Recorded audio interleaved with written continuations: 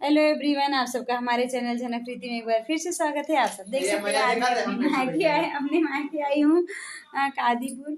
आज भाई दूज है तो अपने भाई को मैं राखी बांधने में, क्योंकि हम सब राखी नहीं बांधे थे। मैं, मेरी दीदी, ये मेरी माता जी है। मम्मी देखो, ये मेरी दीदी है। भाई ओए दुबई वाले, ये मेरी अम्मा है। और मेरा भाई जो है, देखो हमें क्या दिया है, रिंग। ये मतलब सोने की रिंग है, दुबई का, दुबई वाला गोल्ड है। आप सब देख सकते हैं। ऐसा भाई सबको दे, हर बहन को ऐसा भाई मिले। कुछ बोल रहा हूँ, ठीक बात।